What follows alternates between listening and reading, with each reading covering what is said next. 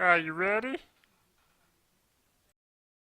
Guys, welcome back to another lesson. So glad you're here with me. Today, you're going to need your sketchbook, a ruler, and a pencil. That's it. So let's dive in and learn about perspective.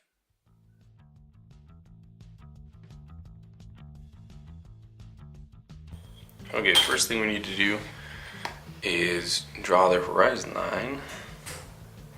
And you can put that anywhere in your page, it really doesn't matter. If you put it lower, it's going to be more of a skyscape because this is all the sky and this is all the ground. Or if you want, half, or if you want more of a landscape, more land, less sky, right? So I'm going to put it about right there, about a third. See, rule of thirds. Just nice and light. Don't draw that too dark because we'll probably be drawing through it at least a couple times as we go along. And then anywhere along that line you need to put a single dot, and that's going to be your vanishing point. And for just these quick exercises, we are going to put that right in the middle. Okay, I'll draw that darker so you can see. So that's our vanishing point. Okay, so to start out, I'm going to show you how to draw a basic cube. I'm going to just draw a couple of them. So first thing you want to do is draw any shape you'd like. And you're going to start by drawing just the front face of it. Doesn't matter what it is, if it's a building or a bench or a couch or a TV or a lamp. You're just going to draw the front face.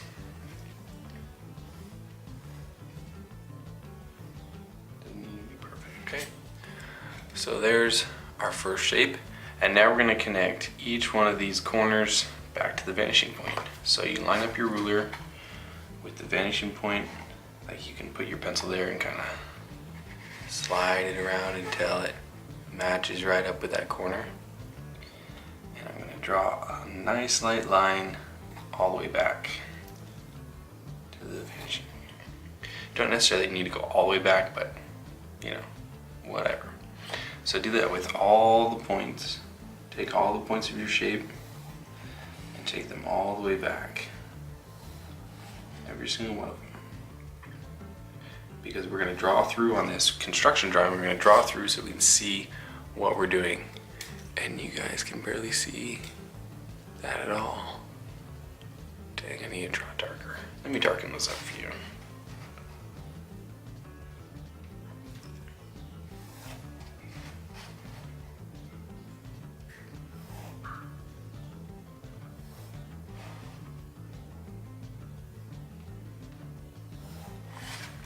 There, now you can see this a little bit better. Okay, now we're going to take this shape and we're going to push it back into space. So we're going to take this line and we're going to push it back along this plane, and we're going to draw it again. Then we're going to take this line and we're going to push it back and draw it again. We're going to keep that angle to the same exact angle, perfectly flat, right? Then we're going to take this one and push it back. We're just drawing this whole shape all over again. And there's our cube, right? So then what you do, once you have this established, you can darken everything up and get a Sharpie.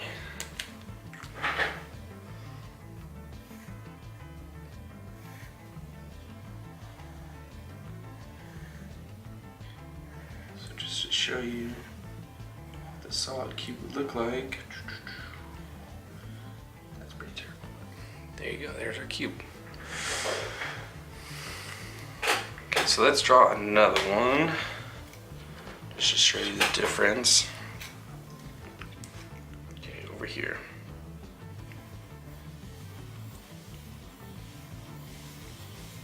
I'm going to draw a cylinder.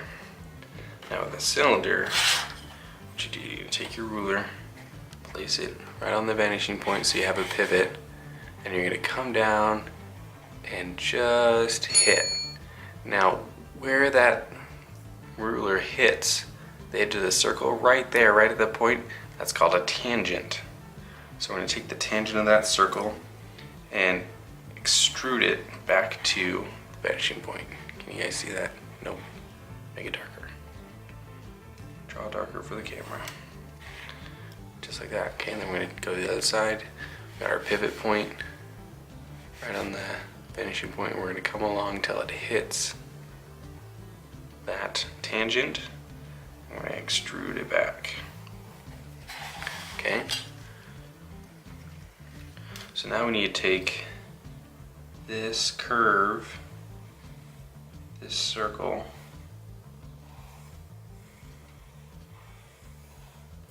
it's not perfect, but whatever. That's better. I'm going to take this circle and push it back. So it doesn't matter how deep you go, we'll just push it back to right here. Oh my gosh, that's a terrible circle. Just sketch it in.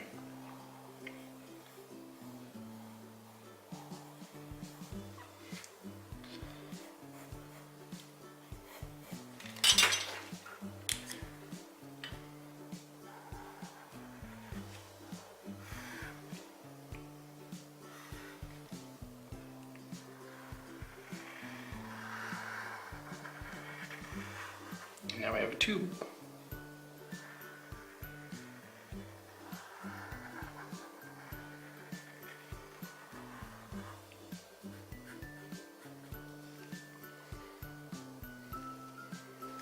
Next we're going to draw some letters. So let's start with a new piece. Get a new horizon line.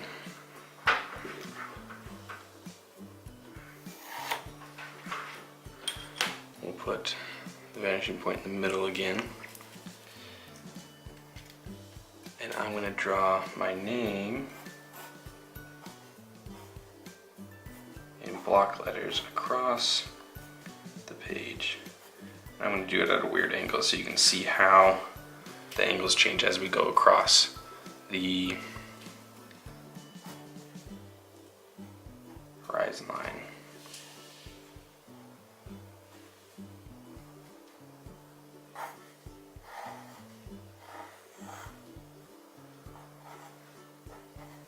Okay, so now we have our front face. So now all we have to do is take all the corners on that and connect it to the vanishing point. So same thing as a circle, you can come along and just hit that corner and extrude it back. Let's draw that darker. Just go around the whole shape. If there's a corner, extrude it back. Doesn't matter if it goes through the shape or not, just take everything back. We're going to draw through and act like we can. This is made of glass. And like I was saying before, you don't have to extrude that line all the way to the vanishing point because it just makes it messy. You only really need to draw what you need.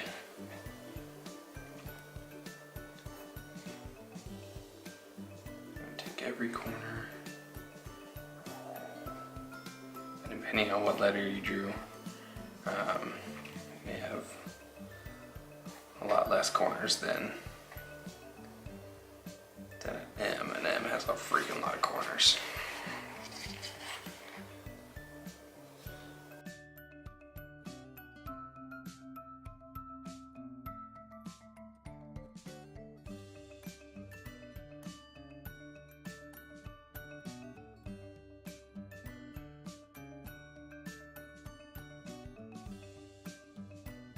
Okay, so then as we go above the horizon line, we see the underside of that shape. Sorry about that, can't see what you're doing.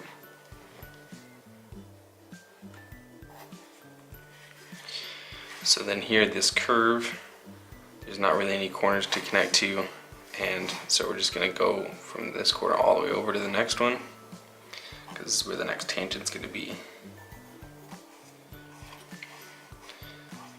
Draw inside of these little guys. And same thing, the tangent is going to be where these corners are.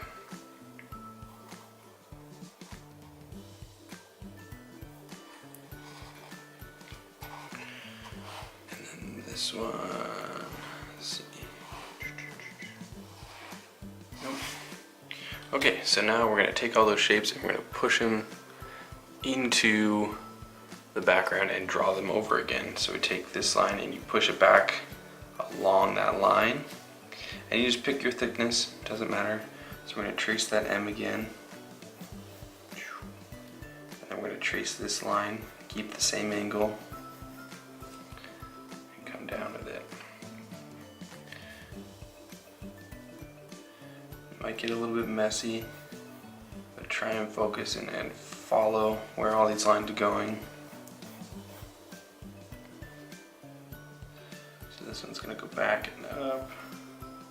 This one will go back, down. This one will go down to there.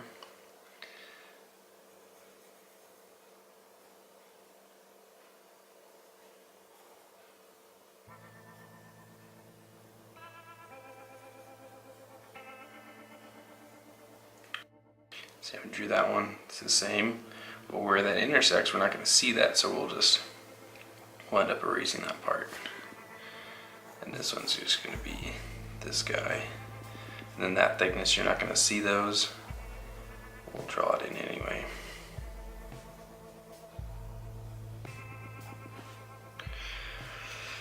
Okay, now we can take our Sharpie.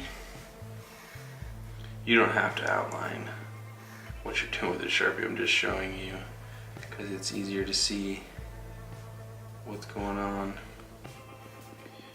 when I darken it for you guys, rather than trying to go in there and erase all my construction lines.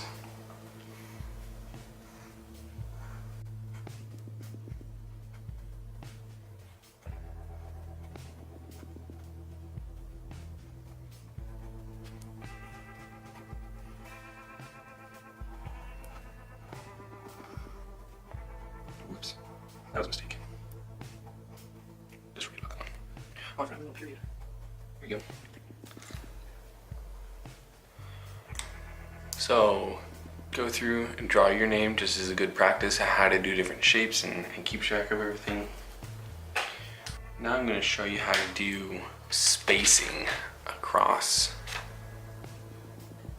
Yeah, paper.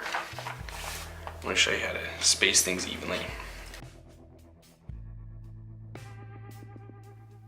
Draw the horizon line, and I'm going to show you how to draw something that's the same size and same spacing. So if you wanted to take like the distance between light poles, which is what we're going to draw, or tile or flooring or handrail or stairs, anything that has the same object repeated across a distance, like off into the distance, off into the horizon line, you can use this technique to copy that same thing.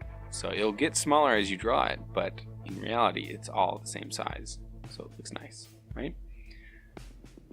So what is foreshortening? I'll show you that right now. Let's explain that real quick.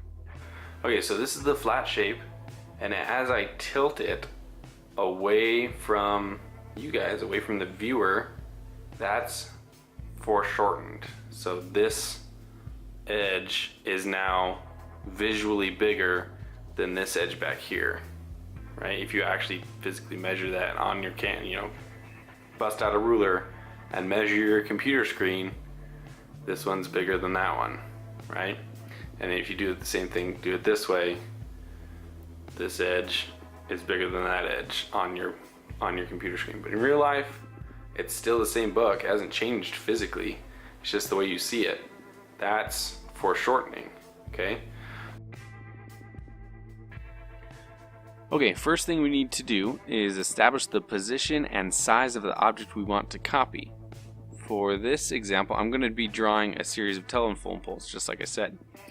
And I'm going to simplify it a little and leave out the pole's thickness. It's just going to be one single line for right now. but you can always go back and add whatever kind of details you want.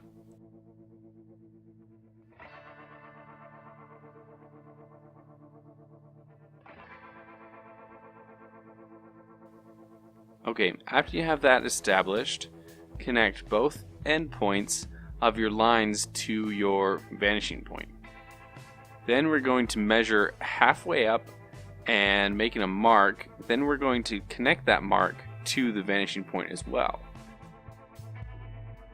Does that make sense? Are you following along?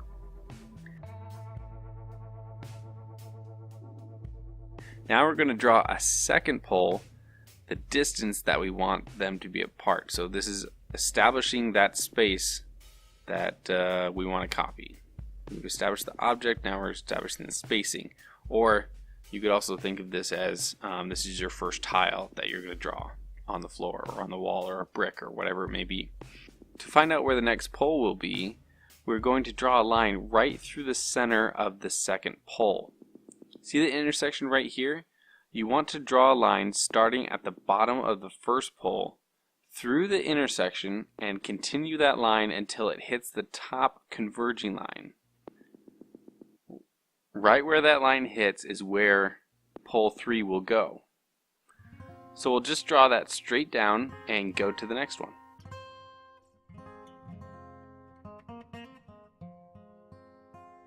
Same thing, draw a line from the bottom of the pole, but we're starting on pole 2 this time, not on pole 1. It's just the last space back from where you are.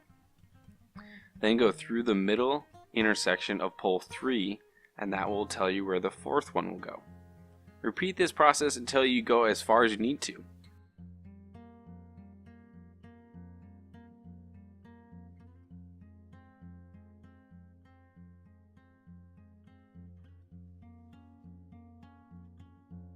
Okay, now that we have that established, I want to show you something really cool. You don't necessarily have to draw this part in your sketchbooks as you're drawing along with me, but just follow along because it's really awesome.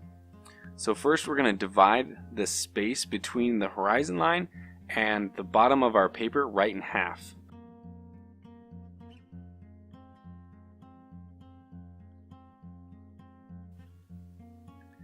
And then we'll take the top half and divide that in half.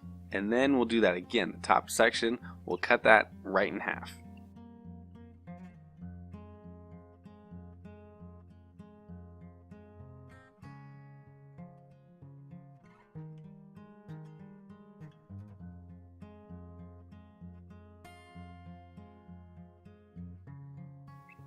Okay, so just for kicks and giggles, I'm going to say that the space between these poles is 10 feet wide.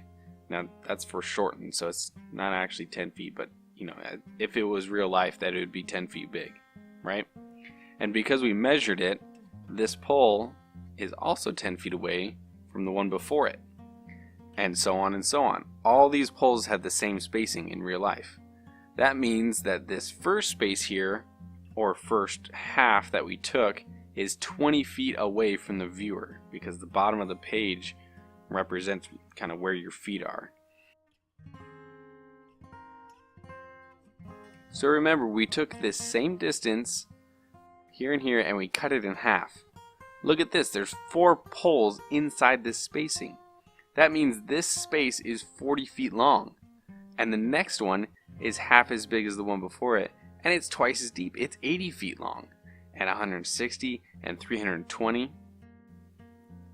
And another thing, this first pole on my actual paper, it measures 5 centimeters tall. And this pole hits on our first dividing line, and it measures 2.5 centimeters tall. And the next one, 1.25, and so on. So for each half dividing line you go back, the height of the object is halved. Truth bomb. Isn't that awesome? So the reason I'm showing you this is so that you can better understand how proportion works in perspective. As you add things to your scene, make sure their size and position meaning, you know, how close are they to the horizon line, makes sense to the things around it. You know, for an amazing demonstration of how perspective works and proportion and things like that, click on the eye up in the corner for an awesome video from Vsauce. Okay, let's go back to boxes for a second, but this time it's going to be much bigger. With the horizon line kind of in the middle, we're going to draw a large square that almost takes up the whole page.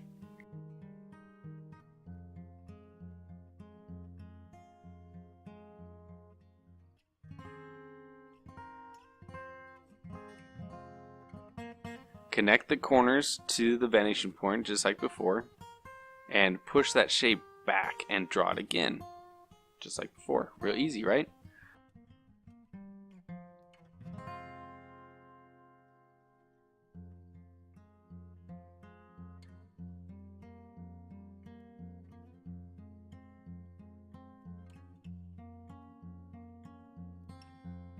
Okay, it might be hard to make your brain see it, but you can imagine that we're looking inside of a box right now.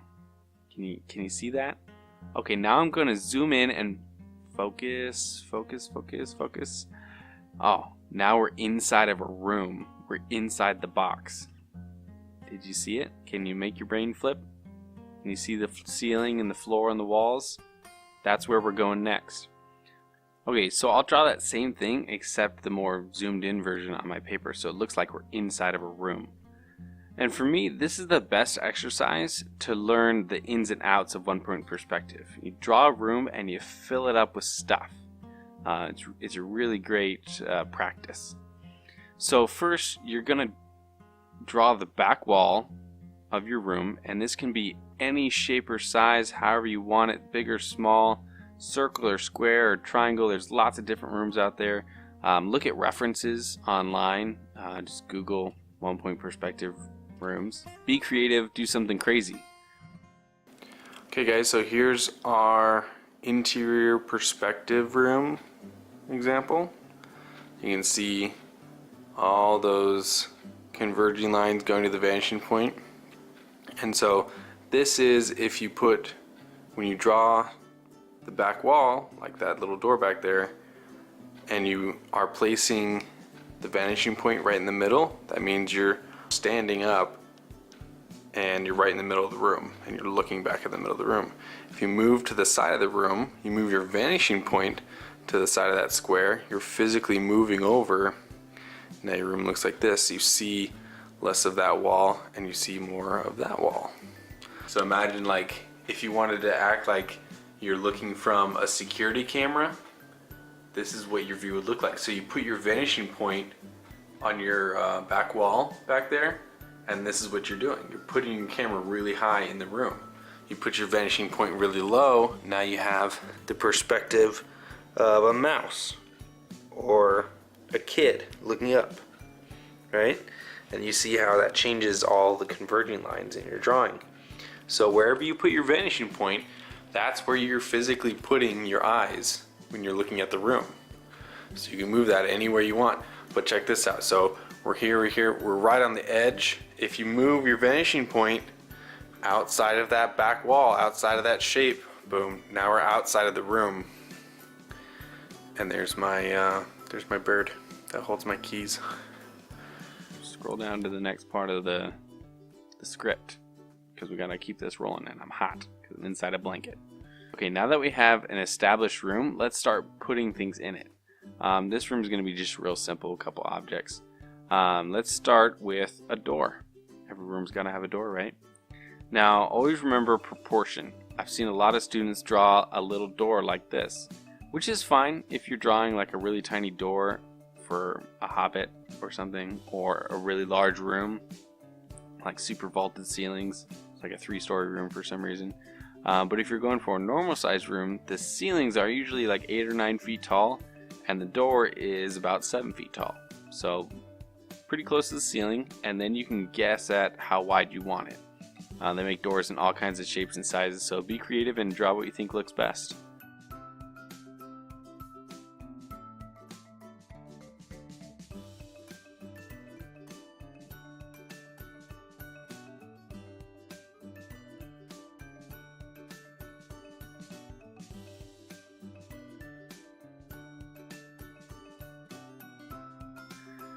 But don't just put a flat rectangle on your wall. Remember the spatula principle. Almost everything needs thickness in your drawing. So let's put some trim around our door and make it feel more real. And now that I'm looking at it, I'm not really liking how wide it is, so I'm going to bring that in a smidgen.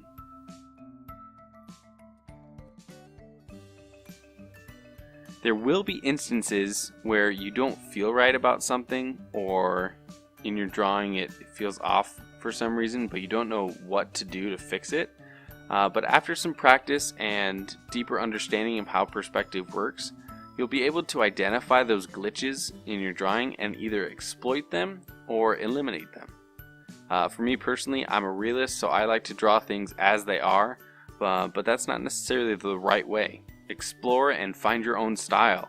Realism might work for you, but abstract expressionism might work too.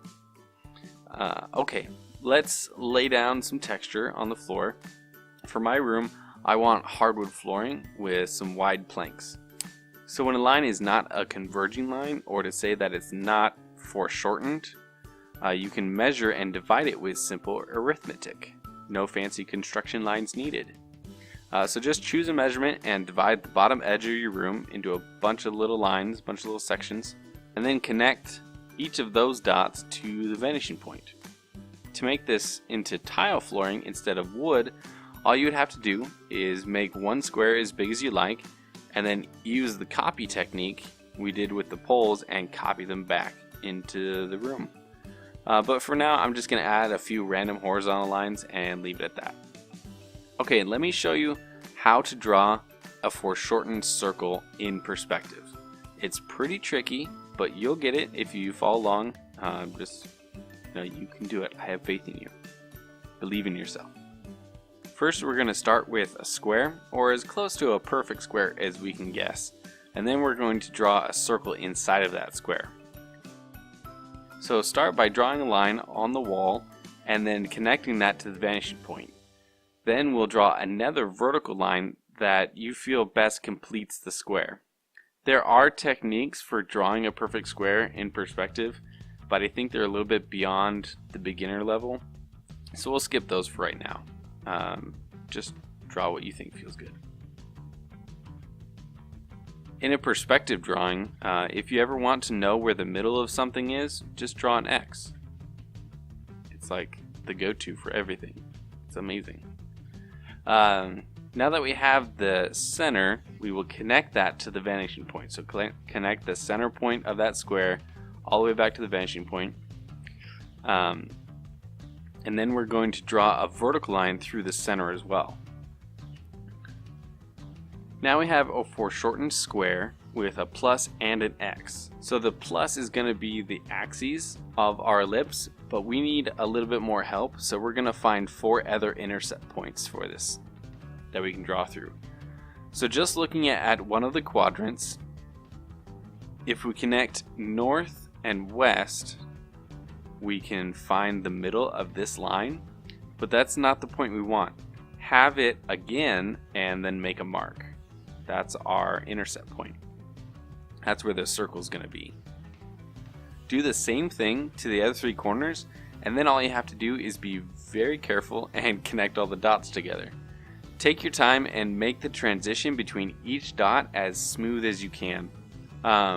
So at each of these intercept points, the ellipse should be perpendicular to the axes, if that makes sense.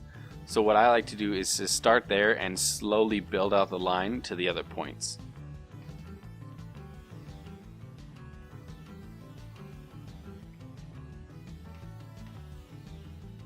Then if you really wanted to, you could make this square into a box and then do that whole same layout thing all over again. But I'm just going to eyeball it really fast to save time. There you go. A super thick, massive clock in your room. Ta-da! Woohoo! Okay, I'm going to show you how to draw organic shapes. But I don't really have enough space in this room, so I'll start with a new page again. We're going to use lots of pages today.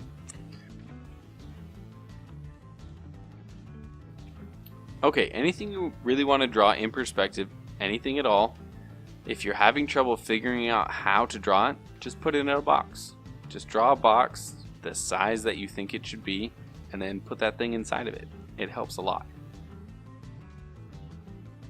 So the first step to drawing anything in perspective is, in 1 point perspective that is to draw the front face of the object. So we'll start with a square, and let's draw a couch real quick. So I'll draw the profile of a basic couch, backrest and armrest and some little legs. So cute. And now all I have to do is to push that shape along the converging lines back to the vanishing point. So we'll draw in all the folds and tangents, and then we'll redraw that same shape back in space. A little detailing, and now we have a super sweet couch that nobody wants. So let's throw that couch out on the curb and slap a free sign on it.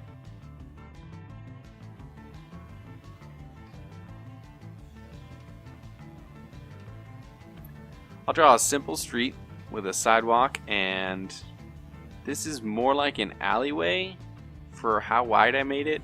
Doesn't really look good. The size of the sidewalk compared to the street does not work out, but that's okay. It's not really an important detail for this demo. Just ignore that part for a second. Put a little tree behind the couch because I have a small tree in my front yard, and a little free sign right there on the couch, so somebody can come along and pick that up if they want.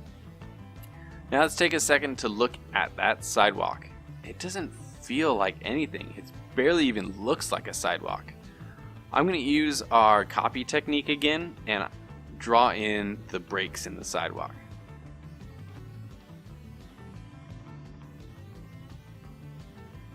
Got a little wonky at the end there, but we can fix that later. It's getting there, but it still doesn't feel right. And I think you know what I'm going to say. Give it some thickness. Yes! But how much thickness? That's important. A sidewalk is typically 4 to 6 inches tall. So in this case, in this scene that we're creating, how thick is 4 inches? Look at the width of the sidewalk compared to the thickness. Look at everything around it, even though there's really not much going on yet. And just go with your gut. Do what you think feels right. There we go. Now it feels like a sidewalk. I can imagine myself walking down this street and seeing this old abandoned couch on somebody's yard. Whew, that was a lot of stuff, you guys. We learned how to draw all this stuff. That was incredible. Ton of information for you.